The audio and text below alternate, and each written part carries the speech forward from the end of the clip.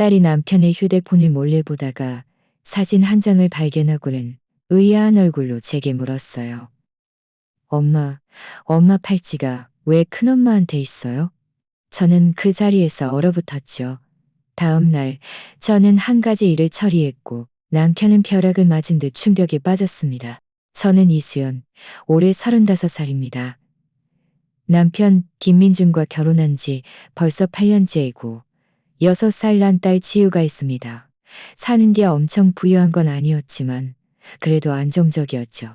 남편 민준 씨는 건축 자재 회사에서 영업직으로 일하는데 평소 바쁘긴 해도 저와 지우에게는 꽤 신경을 쓰는 편이었어요.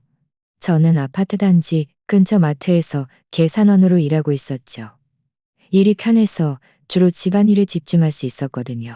민재 씨에게는 형인 김민재 씨가 있고 형수님 박선영 씨가 바로 지우가 큰엄마라고 부르는 분이에요. 저희 두 집은 그리 멀지 않은 곳에 살았어요. 길 3개만 건너면 되는 거리였죠. 평소 원래도 잦았고요. 사년 형님은 겉보기에는 참 다정하고 살가운 분이셨어요. 집에 맛있는 걸 하면 꼭 우리 집으로 가져다 주시곤 했죠. 지우도 형님을 참 좋아해서 만나기만 하면 큰엄마, 큰엄마 하면서 졸졸 따랐어요. 제가 보기에는 저희 대가족 관계는 아주 화목한 편이었어요. 별다른 갈등이나 불화도 없었고요. 그날은 토요일이었어요. 민준 씨가 모처럼 쉬는 날이었는데 아침 일찍부터 고객과 미팅할 일이 있다며 서둘러 집을 나섰죠. 휴대폰은 거실 탁자 위에 놓고 갔더라고요. 저는 주방에서 점심 준비에 한창이었고 지우는 숙제를 다 하고 거실에서 놀고 있었어요.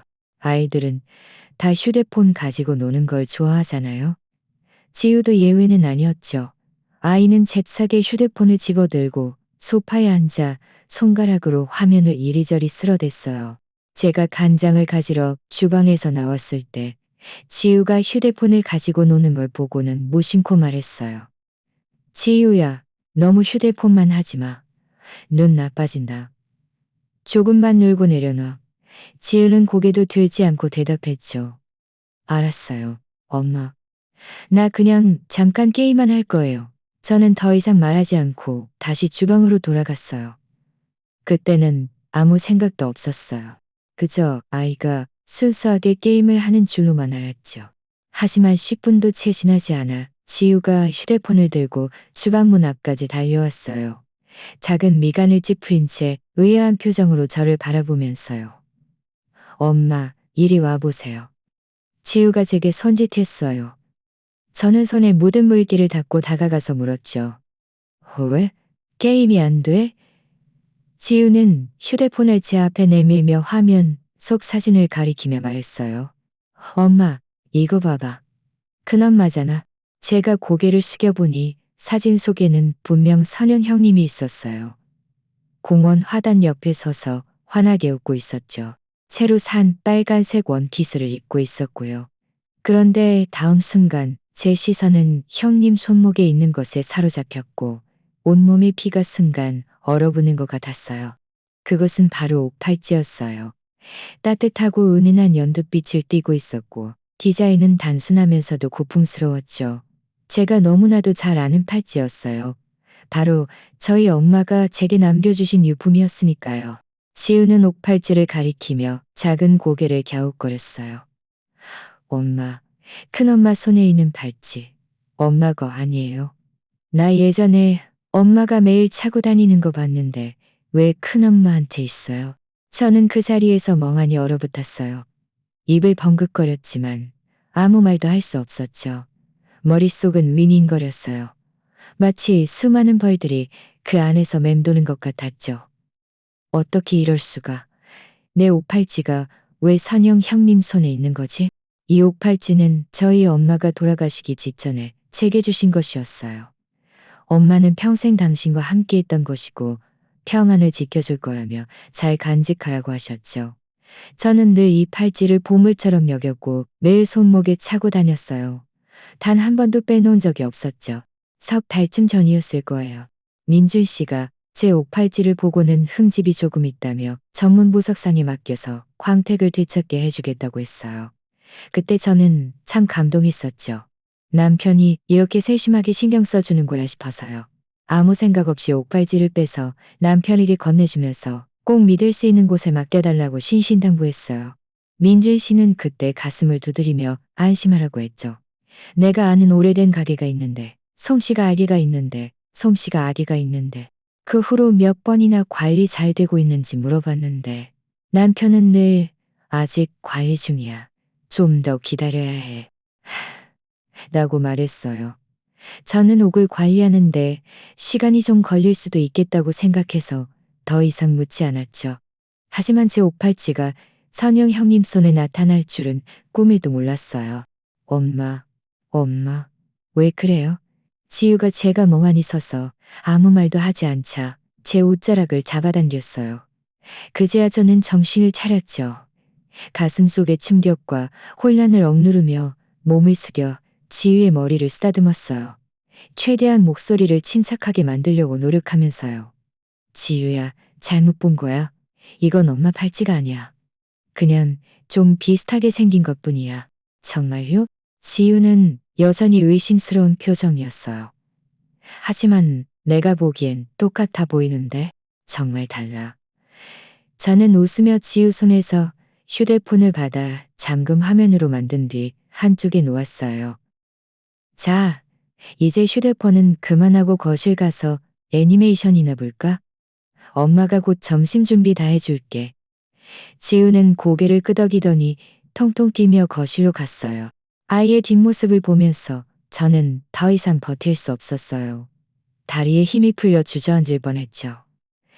저는 주방 문틀을 잡고 거친 숨을 몰아쉬었어요. 가슴속은 온통 뒤죽박죽이었죠. 김민준, 왜 나를 속인 거지? 내 옥팔찌를 관리해준다고 해놓고 왜 선영 형님에게 준 거야? 도대체 둘 사이에 무슨 관계가 있는 거지? 수많은 의문이 머릿속에서 솟아올라 소름이 돋았어요. 저는 민준 씨의 휴대폰을 들고 잠금 해제를 시도하며 다른 단서가 있는지 보려고 했죠. 하지만 몇 번을 시도해도 비밀번호 오류라는 메시지만 떴어요. 민준 씨의 휴대폰 비밀번호는 예전에는 제 생일이었는데 언제 바꾼 거지?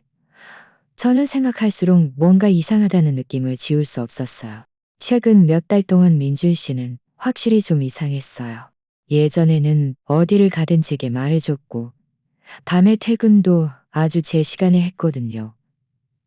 하지만 석 달 전부터는 고객들과 접대해야 한다며 자주 늦게 들어오고 때로는 밤샘하고 집에 안 들어오는 날도 있었어요. 제가 물어보면 늘 일이 바빠. 돈 많이 벌어서 가족 먹여 살려야지라고 말했고요. 게다가 저에게는 아무 관심도 없었죠. 예전에는 저와 수다도 떨고 저와 지유의 안부를 묻곤 했는데 저는 남편이 일 때문에 스트레스가 많다고 생각해서 오히려 제가 먼저 걱정해주곤 했는데 남편은 늘 귀찮다는 듯 저를 대했어요. 그리고 선영 형님도 최근 저에게 지나치게 살갑게 대했어요. 예전에는 가끔 맛있는 걸 가져다 주곤 했는데 요즘은 거의 매일 찾아와서 필요한 게 없냐고 묻고 저를 붙들고 수다를 떨었죠. 민준 씨를 유능하고 가정적인 남자라고 늘 제 앞에서 칭찬하기도 했고요. 그때는 형님이 진심으로 저를 걱정해 준다고 생각했는데 지금 생각해보니 그 웃음 뒤에는 어떤 알 수 없는 속셈이 숨어 있었을지도 모른다는 생각이 들었어요. 주방의 환풍기는 여전히 윙윙거리고 있었고 냄비 속 음식은 거의 다 들어가고 있었지만 저는 아무 생각도 할 수 없었어요. 민준 씨의 휴대폰을 든 채 제 머릿속에는 오직 한 가지 생각뿐이었죠. 도대체 무슨 일인지 반드시 밝혀내야 해. 김민준과 박선영 사이에 분명 문제가 있어. 저는 심호흡을 하고 휴대폰을 탁자 위에 다시 놓았어요. 해서 정신을 차리고 주방으로 들어가 음식을 마저 만들고 밥을 차렸죠. 저녁 식사 때 지우는 여전히 사진 속 옥팔찌에 대해 중얼거렸고 저는 그저 얼버무릴 수밖에 없었어요. 저녁 내내 저는 제대로 앉아있지도 못했죠. 민준 씨가 돌아오면 반드시 무슨 일인지 물어볼 거야. 어디 한번 그가 또 어떻게 나를 속이는지 보자고. 저녁 식사 후 저는 지유를 재워 낮잠을 자게 했어요. 딸의 천진난만한 잠든 얼굴을 보면서 제 마음속 혼란이 조금 가라앉는가 싶었죠. 하지만 그 사진을 생각하면, 선영 형님 손에 있는 옥팔찌를 생각하면 저는 가시방석에 앉은 듯 도저히 진정할 수 없었어요. 저는 거실로 가서 다시 민준 씨의 휴대폰을 들었어요. 화면은 까맣게 꺼져 있었죠. 마치 그의 마음속에 숨겨진 비밀처럼 보이지도 않고 만져지지도 않았어요. 저는 다시 몇 번 잠금 해제를 시도했어요. 제 생일뿐만 아니라 지우의 생일, 저희 결혼기념일도 시도해봤지만 모두 비밀번호 오류라고 떴어요. 민준 씨가 휴대폰 비밀번호를 이렇게 철저하게 바꿔놓다니. 저는 휴대폰을 소파에 던져두고 의자 등받이에 기대어 눈을 감았어요. 지난 석 달 동안 일어났던 일들을 하나하나 떠올리려고 노력했죠. 생각할수록 민준 씨의 이상한 점들이 너무나도 많다는 것을 깨달았어요. 분명히 기억해요. 석 달 전 민준 씨가 처음으로 옥팔찌 관리에 대해 이야기한 건 어느 날 저녁이었어요. 그날 그는 아주 늦게 돌아왔고 몸에서는 은은한 향수 냄새가 났죠. 제가 여자 고객과 식사했냐고 묻자 그렇다고 하면서 그 고객이 아주 까다로워서 오랫동안 이야기하고 나서야 계약을 성사시켰다고 했어요. 그때는 그저 정상적인 업무 접대라고 생각하고 별다르게 생각하지 않았죠. 지금 생각해보니 그 향수 냄새가 선영 형님이 평소에 쓰는 향수와 좀 비슷했던 것 같았어요. 또 한 번은 밤에 제가 물을 마시러 일어났다가 민준 씨가 서재에서 아주 작은 목소리로 통화하는 것을 봤어요. 제가 무슨 이야기를 하는지 들으려고 다가가자 그는 제 발소리를 듣자마자 황급히 전화를 끊었죠. 그리고는 제게 내일 일정을 확인하는 고객과의 통화였다고 말했어요. 그때 그의 눈빛이 조금 흔들렸던 것 같아요. 그때는 대수롭지 않게 여겼는데 지금 와서야 그가 그때 선영 형님과 통화하고 있었을지도 모른다는 생각이 들었어요. 더욱 의심스러웠던 것은 지난 석 달 동안 민준 씨의 월급 통장 입금액이 눈에 띄게 줄었다는 것이었어요. 예전에는 매달 월급을 제때 입금했고 대략 1억만 원 정도였거든요. 그런데 지난 석 달 동안은 매달 50만원 매달 5억만 입금되었죠. 제가 무슨 일이냐고 묻자 회사가 요즘 실적이 좋지 않아서 인센티브가 줄었다고 하면서 앞으로 더 열심히 돈 벌겠다고 말했어요. 그때는 제가 오히려 괜찮다고 쓸 돈만 있으면 된다고 위로해 줬는데 지금 생각해보니 그 줄어든 돈들이 혹시 선영 형님에게 쓰인 건 아닐까 하는 생각이 들었어요.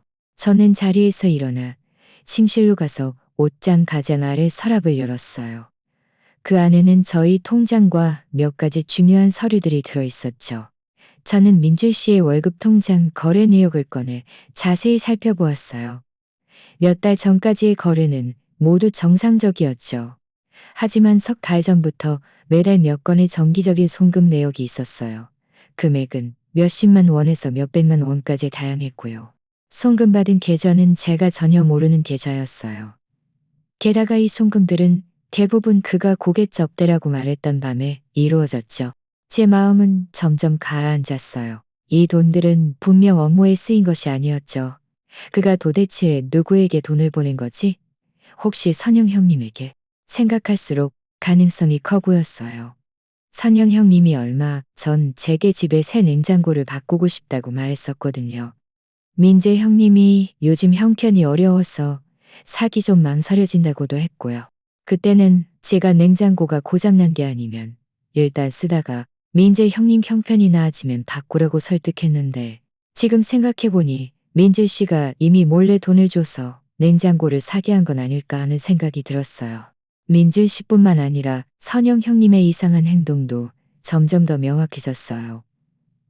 지난주에 제가 감기에 걸려 38도까지 열이 나고 온몸에 기운이 없었을 때를 생각해 보세요. 민준 씨는 고객과 미팅할 일이 있다며 저를 전혀 신경 쓰지 않았죠.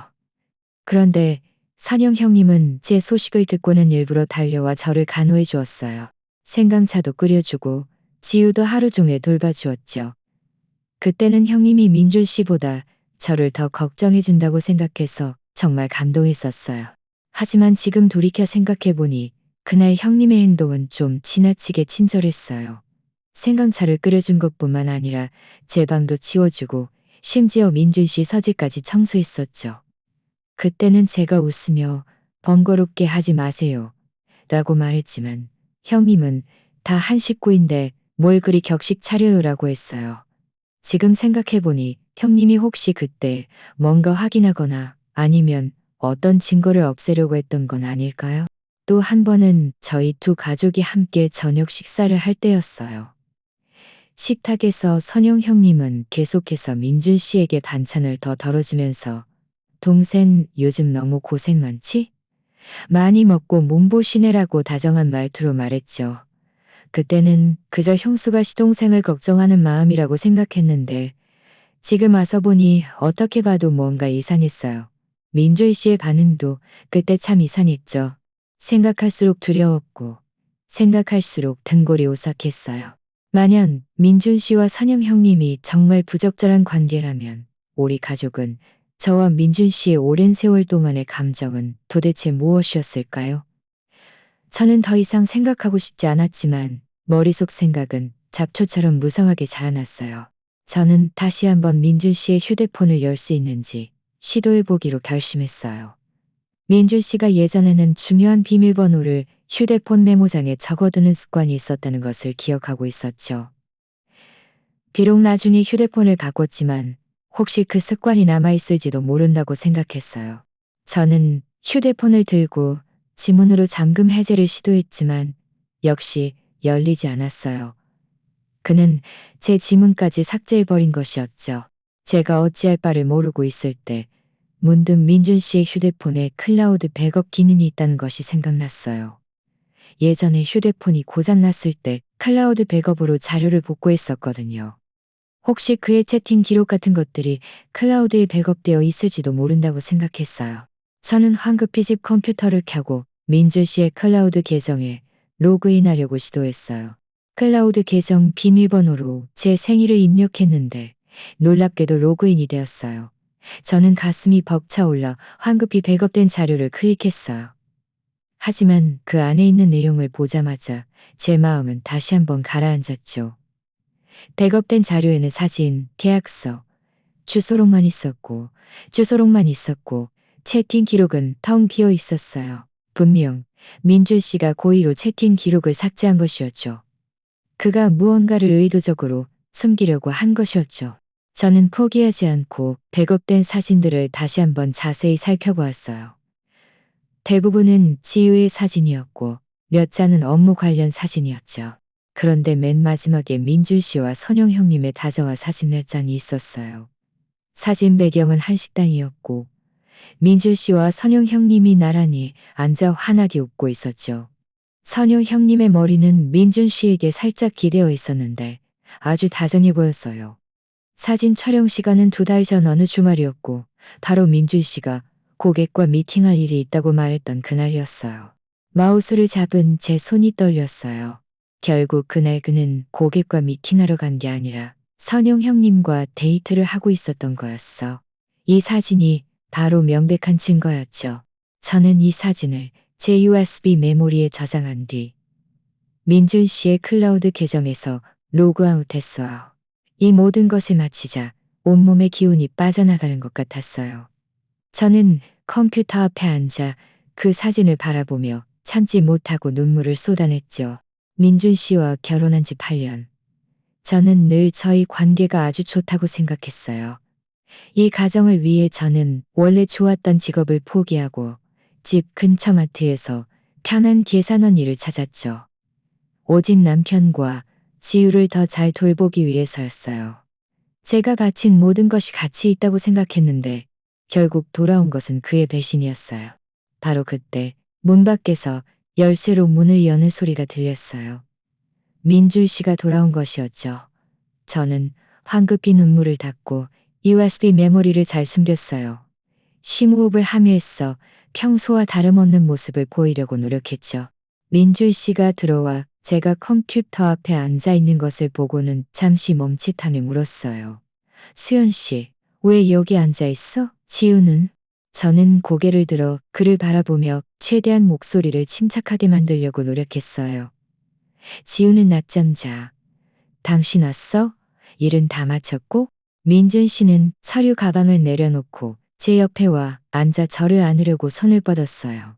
저는 무의식적으로 그의 손을 피했고 그의 손은 허공에 멈춘 채 그의 얼굴에는 의아한 표정이 떠올랐죠. 수연 씨, 왜 그래? 어디 아파? 저는 그의 위선적인 얼굴을 보며 가슴속에서 역겨움을 느꼈지만 지금은 모든 것을 폭로할 때가 아니라는 것을 알았어요. 아직 충분한 증거가 없었죠. 섣불리 움직여 상대를 경계하게 만들 수는 없었어요. 저는 고개를 저으며 말했죠. 아니, 그냥 좀 피곤한가 봐. 참, 당신이 맡긴 오팔찌는 어떻게 됐어? 벌써 석 달이나 됐는데 이제는 다 됐겠지? 오팔찌라는 두 글자를 듣자마자 민준 씨의 눈빛이 확연히 흔들렸어요. 그는 고개를 숙여 물을 한 모금 마시더니 말했죠. 아, 그 오팔찌 말이야? 아직 안 됐어. 그 가게에서 오팔찌 흠집이 좀 깊어서 잘 다듬어야 한다고 하네. 좀 더 기다려야 할 것 같아. 또 이 핑계. 저는 속으로 비웃었지만 겉으로는 아무렇지도 않은 표정을 지었어요. 그래? 그럼 시간 날 때 가게에 한 번 더 물어봐서 좀 빨리 해달라고 해. 그래도 우리 엄마가 남겨주신 유품인데 내가 좀 걱정돼서.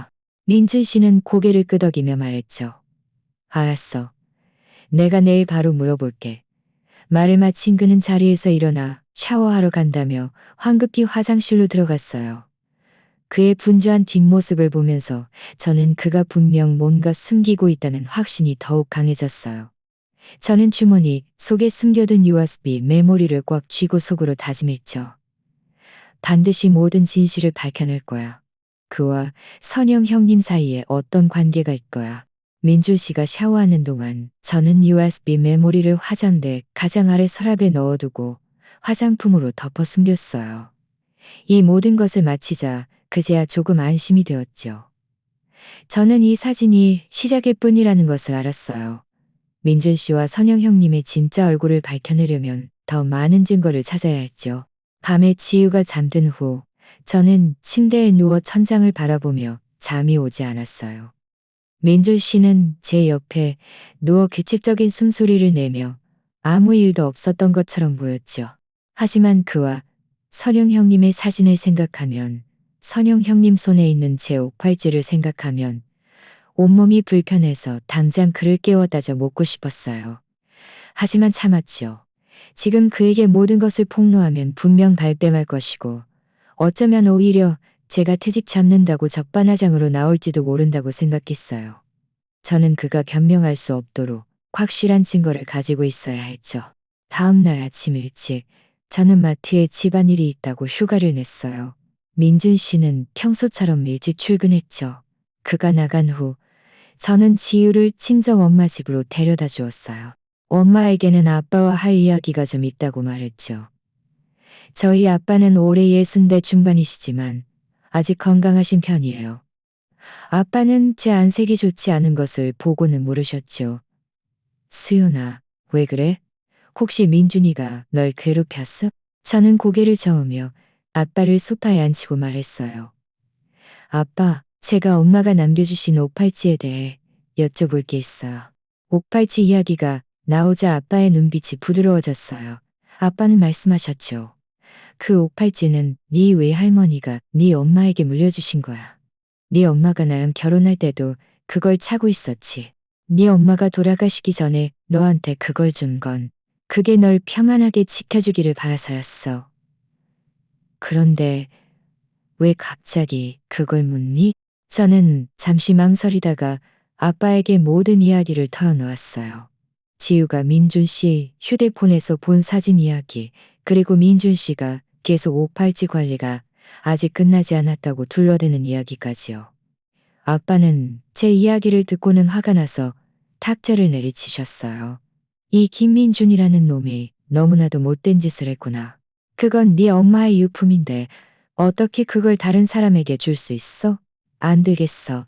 저는 황급히 아빠를 붙잡고 말했어요. 아빠, 흥분하지 마세요. 저는 아직 확실한 증거가 없어요. 그냥 의심만 하고 있을 뿐이에요. 제가 아빠를 찾아온 건 이 옥팔찌에 혹시 특별한 표식 같은 게 있는지, 아니면 어떤 방법으로 제 것이라는 걸 증명할 수 있는지, 여쭤보려고요. 아빠는 진정하고 잠시 생각하더니 말씀하셨죠. 있지. 이 옥팔찌 안쪽 손목에 닿는 부분에 아주 작은 연자가 새겨져 있어.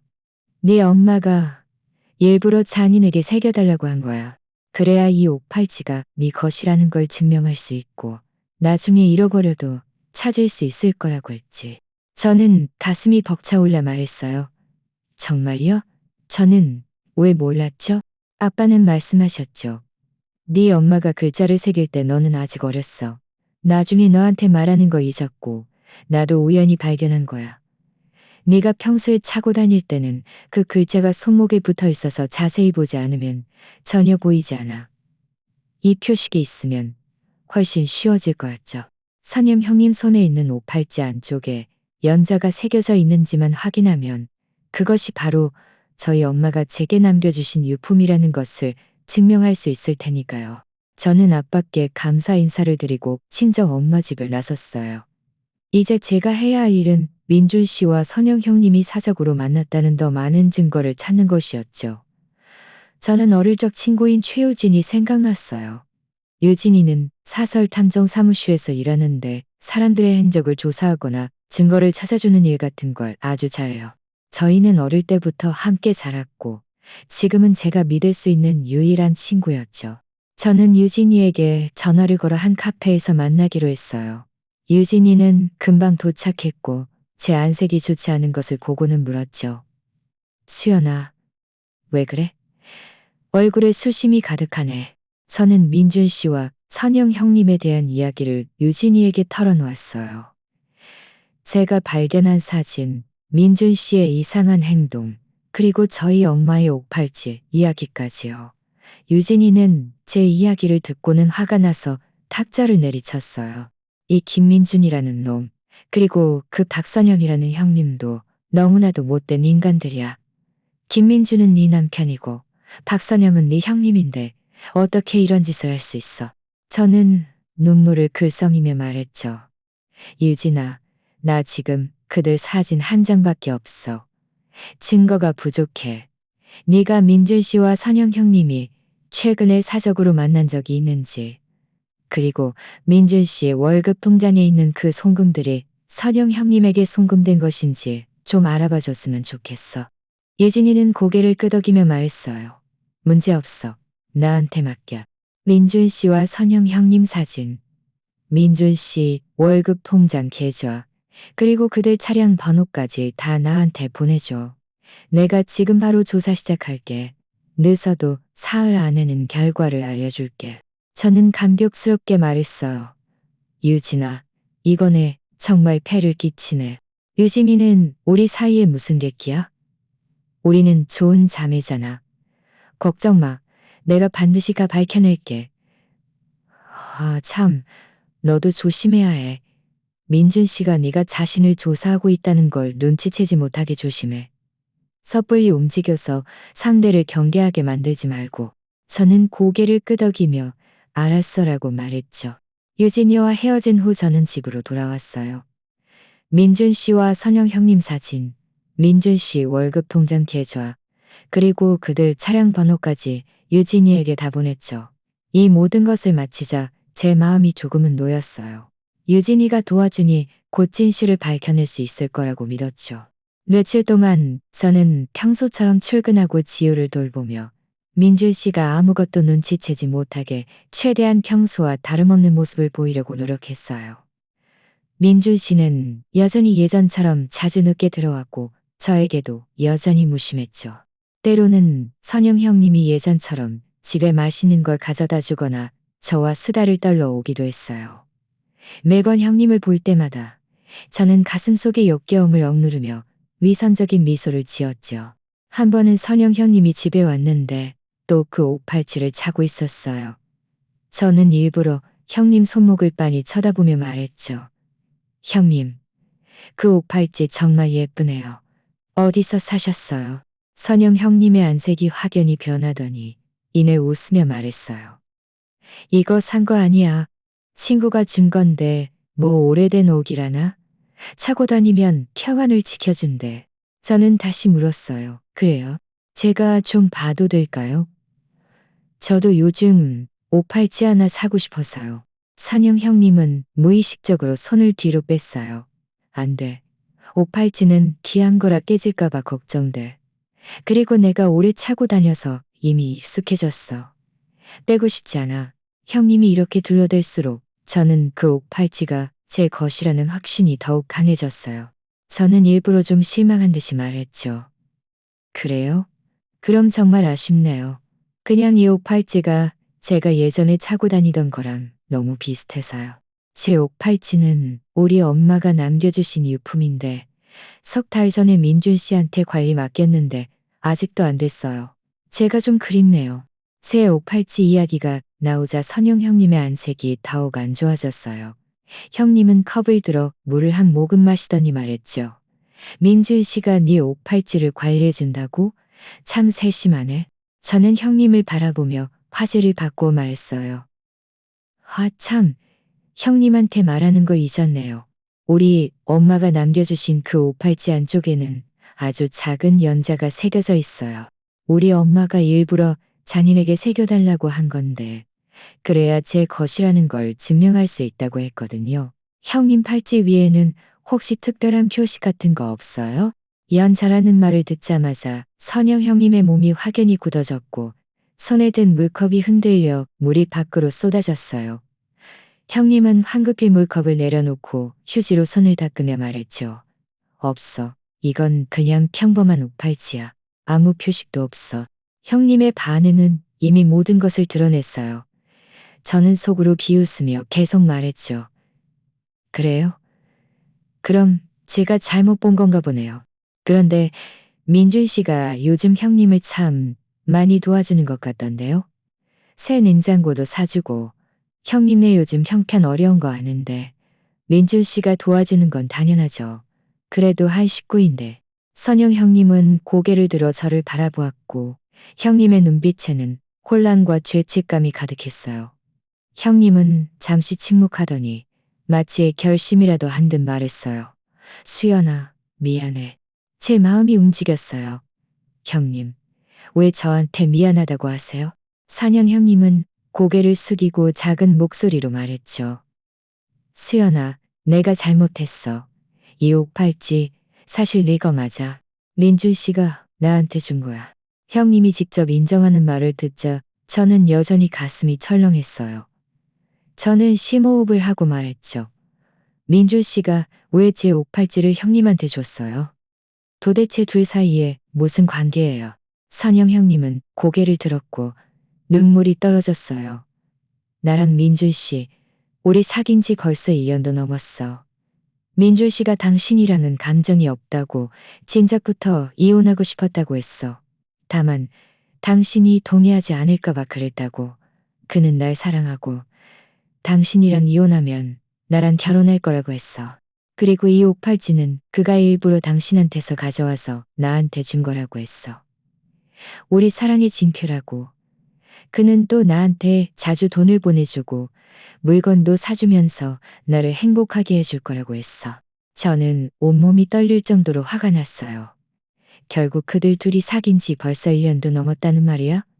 나는 이렇게 오랫동안 속고 있었던 거였어? 저는 가슴속의 분노를 억누르며 말했죠. 민재 형님은 당신들 일 알아? 선영 형님은 고개를 저으며 말했어요. 몰라. 민준 씨가 형한테 말하지 말라고 했어. 우리 둘이 모든 걸 다 정리한 다음에 형한테 말하자고. 형이 요즘 사업이 망해서 기분이 계속 안 좋았거든. 자주 나랑 싸웠고. 그래서 내가 마음이 힘들어서 민준 씨랑 가까워졌어. 나도 내가 이렇게 하는 게 잘못됐다는 걸 알아. 당신한테도 미안하고 형한테도 미안해. 하지만 나 자신을 주체할 수가 없었어. 민준 씨는 나한테 정말 잘해줬어. 형보다 훨씬 더 잘해줬어. 저는 형님의 통곡하는 모습을 보면서도 동정심이 조금도 들지 않았어요. 자신이 결혼 생활이 불행하다고 해서 남의 가정을 파괴하다니. 이건 변명이 될 수 없어. 저는 주머니에서 녹음기를 꺼내 정지 버튼을 눌렀어요. 형님이 한 말은 모두 녹음되어 있었죠. 이것이 바로 최고의 증거였어요. 저는 자리에서 일어나 말했죠. 선영 형님, 저한테 미안하다고 할 필요 없어요. 형님이 미안해야 할 사람은 제가 아니라 형님 자신이에요. 그리고 민재 형님, 그리고 우리 두 가정이겠죠. 형님과 민준 씨의 이런 짓들은 언젠가 반드시 대가를 치르게 될 거예요. 선현 형님은 저를 붙잡고 말했어요. 수연아, 형한테도 말하지 말고 민준 씨한테도 지금 폭로하지 말아줘. 응? 내가 민준 씨랑 깨끗하게 정리할게. 그를 떠나서 다시는 연락하지 않을게. 저는 비웃으며 말했죠. 이제 와서 그런 말을 하는 건 너무 늦었어요. 형님과 민준 씨가 그런 짓을 할 때는 왜 오늘 같은 날이 올 거라는 생각을 못 했을까요? 걱정 마세요. 저는 지금 당장 형님들한테 폭로하지 않을 거예요. 적절한 때를 찾아서 모든 사람들에게 형님들의 진짜 얼굴을 보여줄 거예요. 말을 마친 저는 뒤돌아섰고 선영 형님을 다시는 보지 않았어요. 선영 형님 집을 나서자 온몸의 기운이 다 빠져나가는 것 같았어요. 저는 길을 따라 천천히 걸었고 참지 못하고 눈물을 흘렸죠. 1년도 넘게 제가 가장 믿었던 남편과 가장 가까웠던 형님에게 동시에 배신당했다니. 이 결혼, 이 감정은 정말 너무나도 우스꽝스러웠어요. 저는 눈물을 닦고 눈빛을 굳건히 했어요. 슬퍼할 시간도 분노할 시간도 없었죠. 이제 제가 해야 할 일은 더 많은 증거를 모으는 것이었어요. 그리고 가장 적절한 때에 그들에게 가장 치명적인 타격을 주어 그들을 망신시키고 그들의 행동에 대한 합당한 대가를 치르게 하는 것이었죠. 저는 집으로 돌아와 녹음기 내용을 잘 저장하고 이전에 모아두었던 사진과 송금 기록들을 정리했어요. 이제 저는 민준 씨와 선영 형님의 부적절한 관계를 증명하고 민준 씨가 사적으로 부부 공동 재산을 빼돌렸다는 것을 증명할 충분한 증거를 가지고 있었죠. 이제 제가 해야 할 일은 적절한 때를 기다리는 것이었어요. 저는 다음 주말 민준 씨의 생일을 생각했어요. 민준 씨 부모님께서 미리 저희에게 말해주셨거든요. 양가 가족이 함께 모여 민준 씨 생일을 축하하자고. 그때는 모든 친척들이 모일 테니 바로 그때가 제가 모든 것을 폭로할 가장 좋은 때라고 생각했어요. 저는 심호흡을 하고 이미 완벽한 계획을 세웠죠. 다음 주말 민준 씨 생일 잔치에서 모든 것을 폭로하기로 결정하자 제 마음은 오히려 많이 편안해졌어요.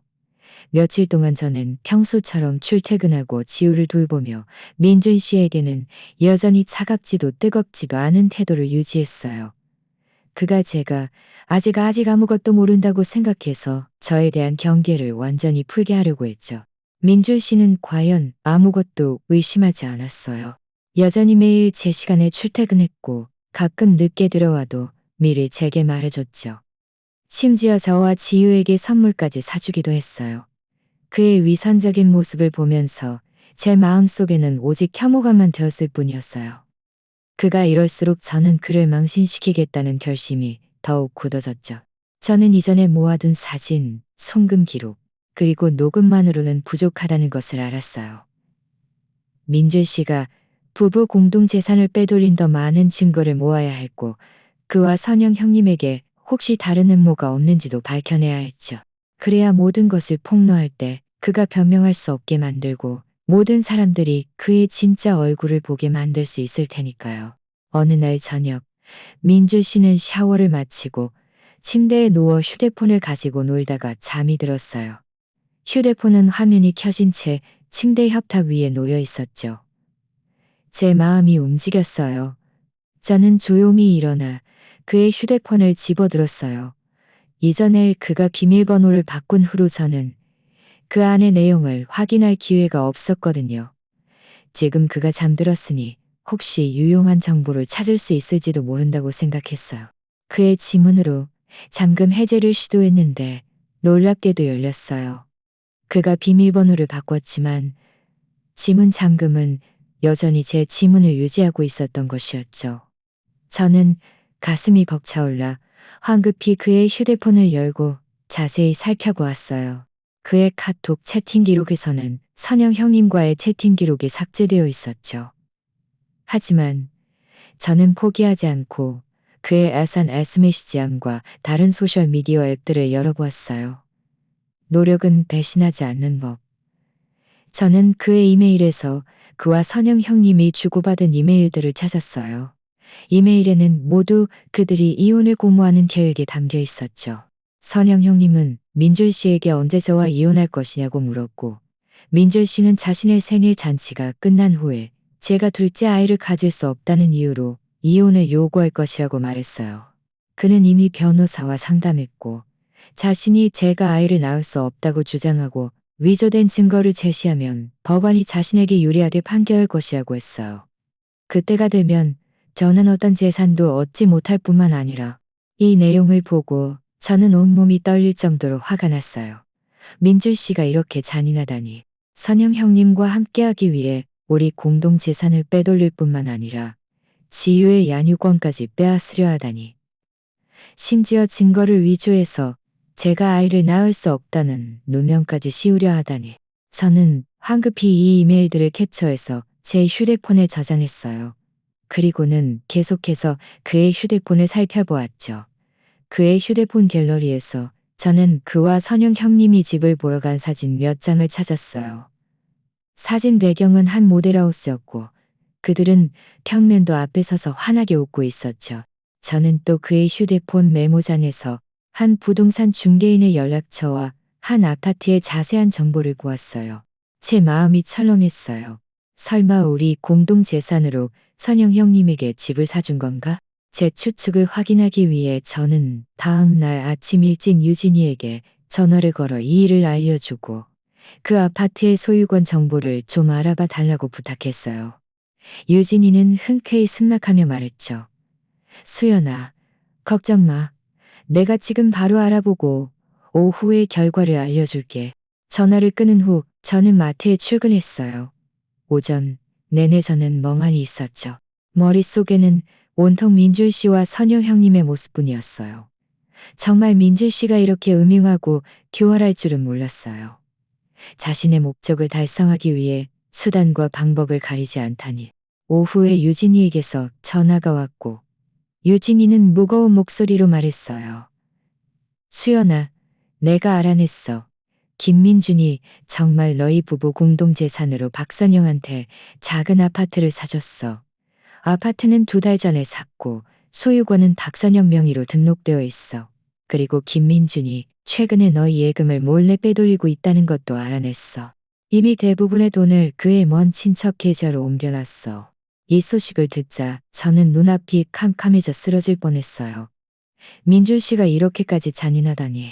그는 바람을 피웠을 뿐만 아니라 재산을 빼돌려 상간녀에게 집까지 사주고 심지어 이혼할 때 저를 빈털터리로 만들려고 하다니. 그에게 도대체 양심이라는 게 있기는 할까요? 유진이는 전화로 저를 위로하며 말했죠. 수연아, 너무 흥분하지 마. 이제 우리는 그가 재산을 빼돌려 상간녀에게 집을 사준 증거도 확보했고 그들이 이혼을 공모한 이메일 캡처도 가지고 있어. 이 증거들만으로도 그를 빈털터리로 만들기에 충분해. 걱정 마. 내가 이 증거들을 잘 정리해서 네가 모든 것을 폭로할 때 그들에게 치명적인 일격을 가할 수 있도록 도와줄게. 저는 심호흡을 하고 말했어요. 유진아, 정말 네 덕분이야. 네가 아니었으면 나는 민줄 씨가 이렇게 많은 음모를 꾸미고 있다는 걸 전혀 몰랐을 거야. 유진이는 우리 사이에 무슨 객기야. 우리는 좋은 친구잖아. 네가 지금 해야 할 일은 마음을 가다듬고 민준 씨가 아무것도 눈치채지 못하게 조심하는 거야. 다음 주말 생일 잔치 때 우리가 함께 그들의 진짜 얼굴을 폭로하자. 저는 고개를 끄덕이며 말했죠. 알았어. 잘 참아볼게. 전화를 끊고 집으로 돌아온 저는 유진이가 준 아파트 소유권 증명서와 민준 씨의 예금 거래 기록을 모두 정리해서 이전에 모아둔 증거들과 함께 보관했어요. 이제 제 손에 있는 증거들은 너무나도 충분해서 민줄 씨와 선영 형님에게 혹독한 대가를 치르게 할 수 있을 정도였죠. 저녁에 민줄 씨가 돌아왔을 때 손에는 선물 상자를 들고 있었어요. 그는 제 앞에 와서 웃으며 말했죠. 수연 씨, 이건 내가 당신 주려고 산 목걸이야. 마음에 들어? 그가 내민 목걸이를 보면서 제 마음속에서 역겨움이 치밀어 올랐어요. 그는 우리 공동재산을 빼돌린 돈으로 저에게 목걸이를 사주면서 저를 달래고 경계를 풀게 하려고 하다니 정말 너무나도 우스꽝스러웠죠. 저는 목걸이를 받지 않고 그저 담담하게 말했어요. 됐어요. 필요 없어요. 당신이나 가지고 있어요. 민줄 씨의 얼굴에는 당황한 기색이 떠올랐어요. 수연 씨, 왜 그래? 아직도 화났어? 내가 예전에 당신 몰래 선영 형님한테 돈 주고 냉장고 사준 건 내 잘못이야. 다시는 안 그럴게. 이건 한 번만 용서해주면 안 될까? 저는 비웃으며 말했죠. 김민준 씨, 저 앞에서 더 이상 연기하지 마세요. 당신이 무슨 생각하는지 저는 다 알고 있어요. 민준 씨의 안색이 변했어요. 수연 씨, 무슨 말이야? 저는 대답하지 않고 뒤돌아 침실로 들어갔어요. 더 이상 그와 한마디도 하고 싶지 않았죠. 그의 위선적인 얼굴을 보면 역겨웠으니까요. 침대에 누워서 자는 속으로 다짐했어요. 다음 주말 생일 잔치에서 나는 반드시 김민준과 박선영을 망신시킬 거야. 그들의 행동에 대한 합당한 대가를 치르게 할 거야. 나를 배신하면 혹독한 대가를 치러야 한다는 걸 그들에게 알려줄 거야. 며칠 동안 저는 생일 잔치에서 폭로할 준비를 시작했어요. 모든 증거들을 몇 부 복사하고 전자 증거들을 저장한 USB 메모리도 준비했죠. 그리고 유진이에게 연락해서 생일 잔치 날 현장에 와서 저를 증언해달라고 부탁했어요. 유진이는 흔쾌히 승낙하며 말했죠. 수연아, 걱정 마. 그날 내가 반드시 제 시간에 도착할게. 내가 네 모든 증거들을 보여줘서 모든 사람들이 김민준과 박선영의 진짜 얼굴을 보게 할 거야. 손에 정리된 증거들을 보면서 민준 씨와 선영 형님이 곧 맞이할 결과를 생각하자 제 마음속에는 조금도 연민이 들지 않았어요. 오직 복수심의 쾌감만 있었죠. 저는 그들이 모든 사람들 앞에서 당황하고 어찌할 바를 모르는 모습을 하루빨리 보고 싶었어요. 시간은 하루하루 흘러 어느새 민준 씨 생일 잔치 전날이 되었어요. 저는 모든 준비를 마쳤고 마음속으로는 긴장되면서도 기대감이 넘쳤죠. 긴장되는 것은 폭로할 때 무슨 일이 일어날지 몰라서였고 기대되는 것은 드디어 민준 씨라는 이 쓰레기 같은 남자에게서 벗어나 그와 선영 형님이 합당한 벌을 받게 할 수 있다는 사실 때문이었어요. 저녁에 저는 지우를 목욕시키고 재운 뒤 침대 옆에 앉아 아이의 천진난만한 잠든 얼굴을 바라보며 속으로 조용히 말했어요. 지우야, 엄마가 미안해. 너를 이렇게 거짓과 배신으로 가득 찬 가정에서 살게 했어. 하지만 걱정 마. 엄마가 곧 너를 이곳에서 데리고 나가서 새로운 행복한 삶을 선물해 줄게. 민준 씨 생일날 저는 일부러 차려입었어요. 깔끔하고 단정한 검은색 원피스를 입었죠. 거울 속 제 눈빛은 굳건했고 예전의 다정함이나 나약함은 더 이상 찾아볼 수 없었어요. 지우는 분홍색 원피스를 입고 통통 뛰며 제 뒤를 따르면서 물었죠. 엄마, 오늘 아빠 생일인데 우리 맛있는 거 먹으러 가는 거야. 저는 지우의 머리를 쓰다듬으며 말했어요. 맛있는 거 먹으러 갈 거야. 다만 이 식사는 어떤 사람들에게는 평생 잊지 못할 식사가 될 거야. 저희는 약속 시간 10분 전에 식당룸에 도착했어요. 민준 씨 부모님은 이미 와 계셨고 저희가 들어오자 다정하게 저희를 앉으라고 손짓하셨죠. 시어머니는 제 손을 잡고 말씀하셨어요. 수연아, 요즘 고생 많지. 민준이가 가끔 너무 무심해서 그래. 네가 좀 이해해줘. 저는 웃기만 하고 아무 말도 하지 않았어요. 예전에는 시어머니가 사리를 분별하는 분이라고 생각했는데 지금은 그저 비꼬는 말처럼 들렸죠. 얼마 지나지 않아 민준 씨, 선영 형님, 그리고 민재 형님도 도착했어요. 민준 씨는 문에 들어서자마자 웃으며 말했죠. 엄마, 시연 씨, 지우야, 나 왔어. 선영 형님은 그의 뒤를 따랐는데 빨간색 원피스를 입고 손목에는 여전히 제 옷 팔찌를 차고 있었죠. 얼굴에는 미선적인 미소를 띠고 모두에게 인사를 건넸어요. 아버님, 어머님, 수연 씨, 지우야, 안녕. 민재 형님은 좀 초췌해 보였어요. 사업 실패 때문에 스트레스가 많았을 것 같았죠. 그는 저를 보고 고개를 끄덕이며 인사를 대신했어요. 모두 모이자 종업원이 음식을 내오기 시작했어요. 민준 씨 아버님이 술잔을 들고 말했죠. 오늘은 민준이 생일이니 다들 한 잔씩 하면서 민준이 생일 축하해주고 일이 잘 풀리기를 빌어주자. 모두들 술잔을 들고 민준 씨를 축하했어요. 민준 씨는 의기양양하게 저를 쳐다보며 술잔을 들어 저와 부딪히며 말했죠. 수연 씨, 지난 몇 년간 수고 많았어. 앞으로 우리 잘 살자. 저는 술 마시지 않고 그저 담담하게 그를 바라보며 말했어요. 잘 살자고요. 김민주 씨, 당신이 그럴 자격이 있어요? 제 목소리는 크지 않았지만 시끄러울 노만해서 모든 사람의 귀에 또렷이 들렸어요. 모든 사람들이 멍하니 저를 이해할 수 없다는 듯 바라보았죠. 민주 씨 얼굴은 순간 변했어요. 수연 씨, 왜 그래? 오늘 내 생일인데 말도 안 되는 소리 하지 마. 저는 비웃으며 가방에서 미리 준비해둔 증거들과 USB 메모리를 꺼내 탁자 위에 놓았어요. 하나하나 잘 정리를 하면서요. 제가 말도 안 되는 소리 한다고요? 김민주 씨, 당신과 박선영 형님이 저지른 그 모든 짓들을 언제까지 숨길 수 있을 거라고 생각했어요? 선영 형님의 얼굴은 순간 창백해졌고 몸이 미세하게 떨리기 시작했어요. 민준 씨는 당황해서 외쳤죠. 수연 씨, 피 묻은 칼로 사람 죽이지 마. 나랑 선영 형님은 그냥 평범한 형수 시동생 관계야. 어떻게 우리를 이렇게 모함할 수 있어? 평범한 형수 시동생 관계라고요? 저는 탁자 위에 사진들을 집어들고 하나하나 모두에게 건네주었어요. 그럼 이 사진들은 어떻게 설명할 거예요? 당신이 고객 접대하러 가고 출장 갔다고 말했던 그 시간들 사실은 모두 선영 형님과 데이트를 하고 있었던 거였죠?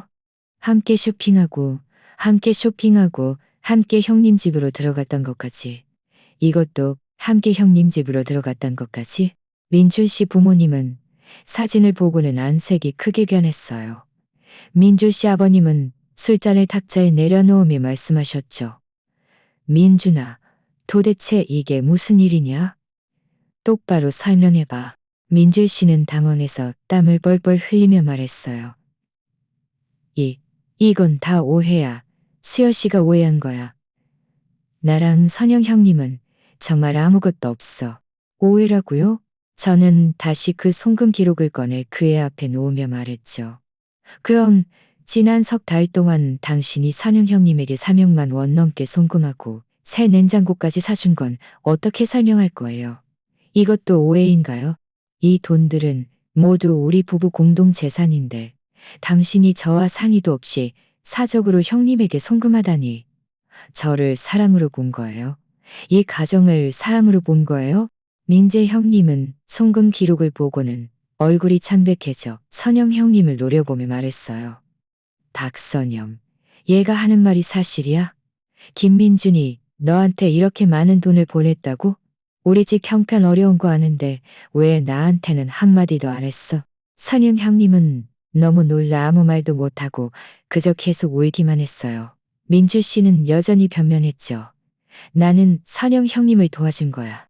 민재 형 사업이 망해서 집안 형편이 어려운데 내가 동생으로서 좀 도와주면 안 돼. 저는 녹음기를 꺼내 재생 버튼을 눌렀어요. 선영 형님이 울면서 민준 씨와 1년 넘게 사귀었고 민준 씨가 자신에게 옥팔찌를 사랑의 징표로 주었다고 인정하는 목소리가 또렷하게 들려왔죠. 나랑 민준 씨, 우리 사귄 지 벌써 1년도 넘었어. 민준 씨가 당신이랑은 감정이 없다고 진작부터 이혼하고 싶었다고 했어. 다만 당신이랑은 감정이 없다고 당신이 동의하지 않을까 봐 그랬다고. 이 옥팔찌는 그가 일부러 당신한테서 가져와서 나한테 준 거라고 했어. 우리 사랑의 징표라고.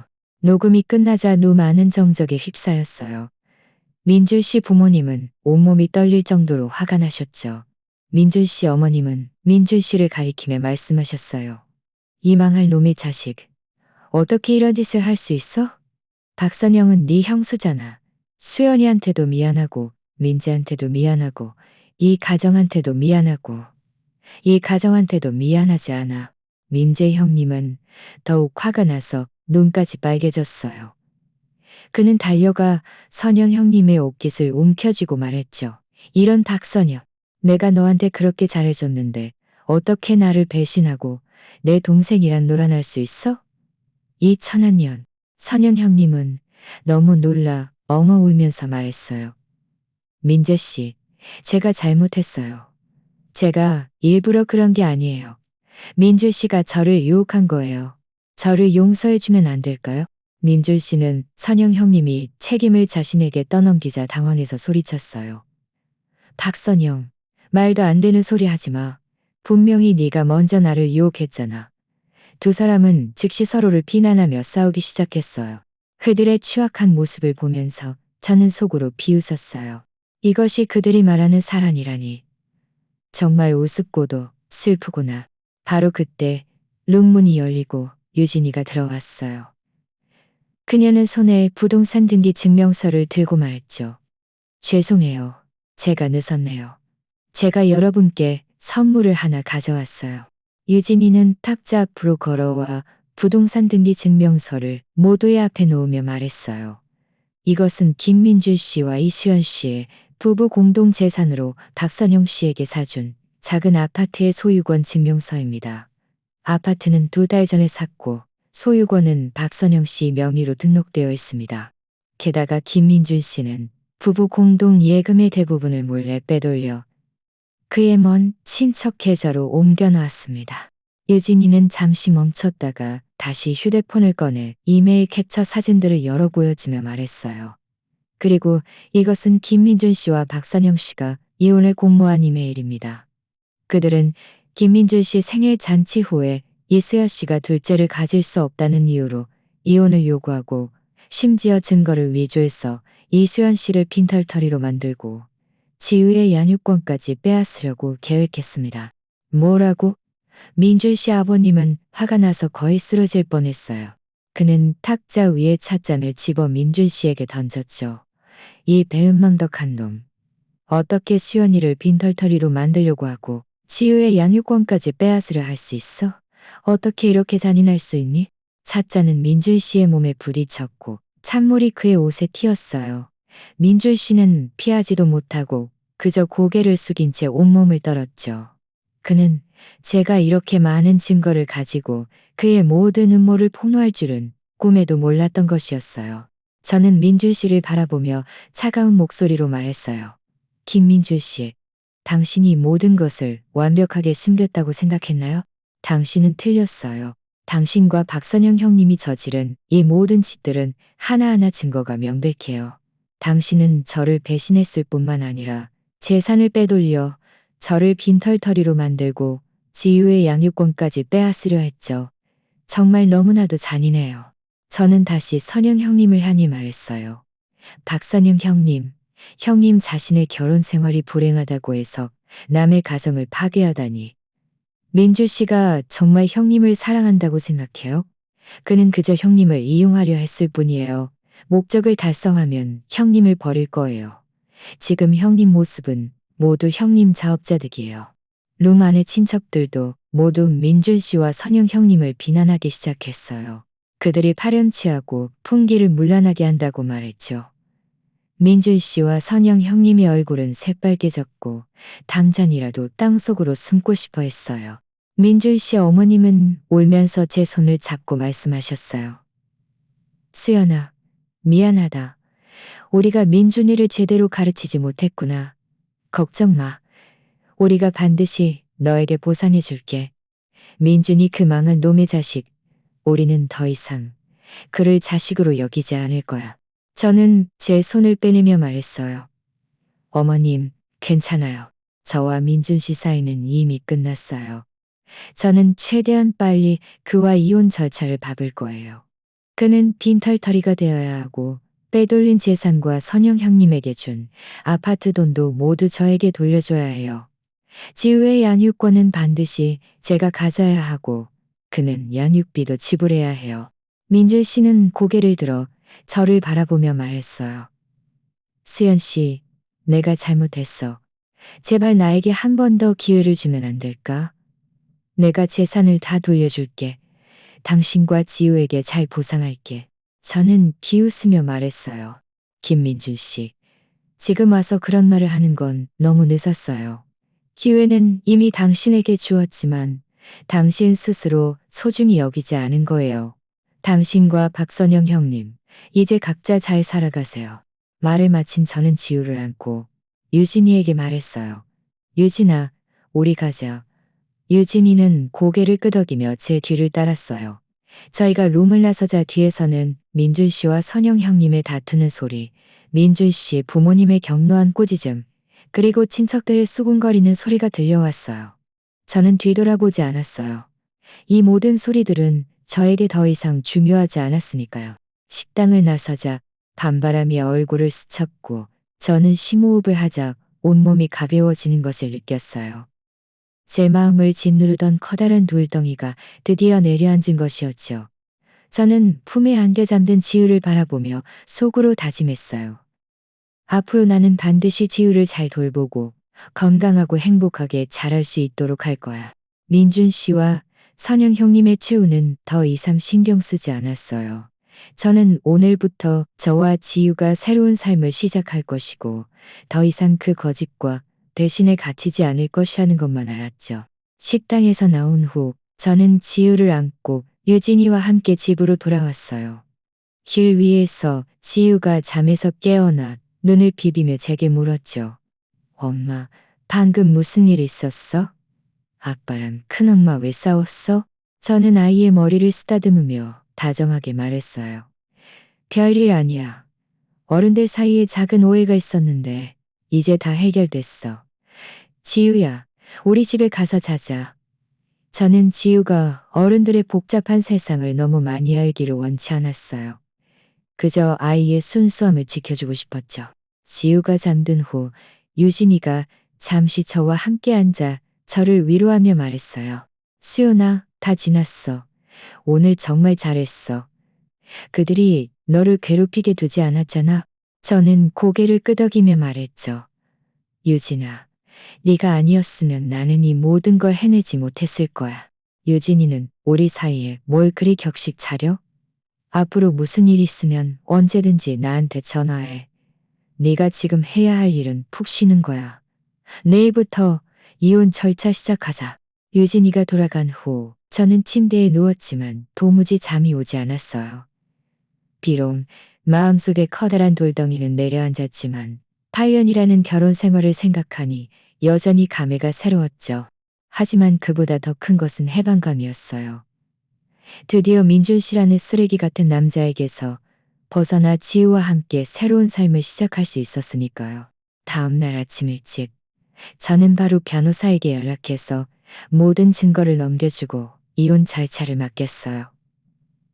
변호사는 증거들을 검토한 후 말했죠. 이수연 씨, 걱정 마세요. 이 증거들은 매우 충분합니다. 김민준 씨는 일찍 배우자이며 부부 공동 재산은 이 행위까지 존재합니다. 법원은 분명 이수연 씨의 요구를 지지할 것입니다. 그를 빈털터리로 만들고 빼돌린 재산도 모두 회수할 수 있도록 할 것입니다. 변호사의 확신에 저는 더욱 안심이 되었어요. 저는 민준 씨에게 전화를 걸어 이혼 문제로 이야기하자고 했죠. 민준 씨는 전화로 여전히 저에게 용서를 구하려고 했지만 저는 단호하게 그의 말을 끊었어요. 김민준 씨, 우리 사이에 더 이상 이야기할 건 없어요. 이혼 외에는. 당신이 아베 이혼에 동의하고 빈털터리가 되어 빼돌린 재산과 선영 형님에게 준 아파트 돈을 모두 돌려주고 지우님에게 준 아파트 돈을 모두 돌려주고 아니면 우리 법정에서 만날까요? 그때는 당신이 빈털터리가 될 뿐만 아니라 모든 사람들에게 망신당할 거예요. 당신이 선택하세요. 민준 씨는 한참을 망설이다가 말했죠. 수연 씨, 내가 잘못했어. 나, 나 정말 이혼하고 싶지 않아. 저는 비웃으며 말했어요.